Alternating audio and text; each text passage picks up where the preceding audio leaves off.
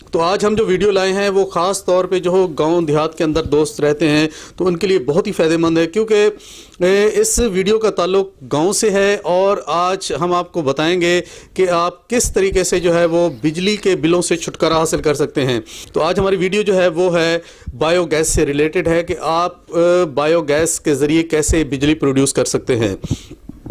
تو سب سے پہلے جو ہے اس کے لیے آپ کو جو ہے ایک کنواں نما جو ہے وہ آپ کو گڑھا کھودنا پڑے گا۔ اس کے اوپر جو ہے آپ نے ایک لوہے کا ٹینک لگائیں گے جو کہ گورنمنٹ بھی آپ کو پرووائڈ کرتی ہے اور اس پہ سبسڈی بھی دیتی ہے۔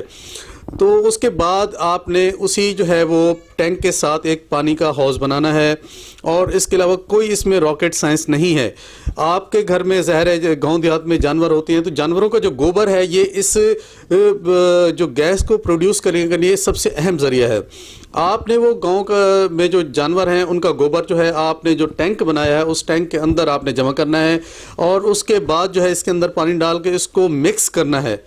اور جب یہ اچھی طریقے مکس ہو جائے اس کے بعد یہی جو آپ کی جو آپ نے یہ بنایا ہے گوبر اور پانی کا مکسچر بنایا ہے، اس کو آپ نے اس ٹینک کے اندر منتقل کرنا ہے جو ایک پائپ کے ذریعے اس کے اندر جائے گا۔ اب اس کے بعد جیسے ہی یہ گیس مکسچر اس ٹینک کے اندر جمع ہوگا تو اس کے اندر آٹومیٹکلی جو ہے وہ بایو گیس بننا شروع ہو جائے گی۔ گیس کا کیسے آپ کو پتہ چلے گا کہ یہ اندر گیس تیار ہو رہی؟ تو اس کا یہ ہے کہ جو اس ٹینک کے ساتھ ساتھ جو ہے پانی ہوگا اس میں بلبلے جو ہے نا بننا شروع ہو جائیں گے، تو اس سے یہ ظاہر ہوگا کہ آپ کی گیس بننا شروع ہو چکی ہے۔ اور اس کے بعد جو ہے آپ نے اس ٹینک کے ساتھ جو آپ نے یہ جو بنایا ہے وہ ایک ہول بنائیں گے جس کے ذریعے اس کا جو کچرا ہے وہ باہر نکلنا شروع ہو جائے گا۔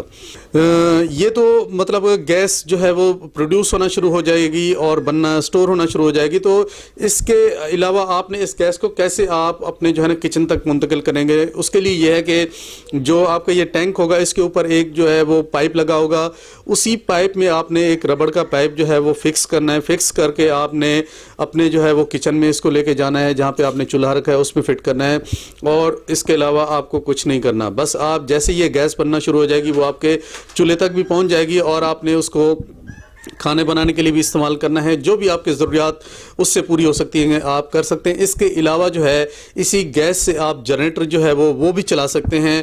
آپ کی بجلی کی تمام ضروریات یہ بایو گیس پوری کرے گی، اور اس کے فوائد یہاں پہ ختم نہیں ہوئے۔ اس کے علاوہ جو اس گیس جو ہم نے یہ ٹینک بنایا ہے اس سے جو کچرا نکل رہا ہے وہ بہت ہی کارآمد ہے۔ آپ کی جو فصلیں ہیں، آپ یوریا استعمال کرتے ہیں، مہنگی جو ہے وہ کھادیں استعمال کرتے ہیں، اس کے علاوہ آپ سپرے کرتے ہیں جو کہ بہت مہنگی ہوتی ہیں، اور بیماریاں پھر بھی جو ہے نا ان سے کنٹرول نہیں ہوتی۔ تو یہ جو یہاں سے کچرا نکل رہا ہے یہ آپ کی فصل کے لیے بہت ہی کارآمد ہے۔ آپ نے کیا کرنا ہے کہ اسی کچرے کو جو ہے وہ آپ نے اپنی فصلوں میں جب آپ پانی لگاتے ہیں تو پانی جیسے لگ رہا ہو تو وہاں پہ یہ کچرا بھی آپ نے ڈال دینا ہے، تو یہ آپ کی پوری جو ہے وہ گندم ہو یا دوسری کوئی بھی فصل ہے آپ اس میں جو ہے نا یہ دے سکتے ہیں۔ تو اس کے بعد آپ کی فصل کو کسی فرٹیلائزر یا سپرے کی ضرورت نہیں پڑے گی، پیداوار بہت اچھی ہوتی ہے، اس کے علاوہ جو بھی بیماری ہیں اس سے بھی محفوظ رہتی ہیں۔ تو یہ ایک بہت ہی کارآمد جو ہے وہ گیس ہے جس سے آپ کی بجلی کی بھی ضرورت پوری ہو رہی ہے، اور آپ کی جو فصلیں ہیں اس کی بھی جو ہے وہ ضرورت پوری ہو رہی ہے۔ تو یہ بہت ہی آسان طریقہ ہے۔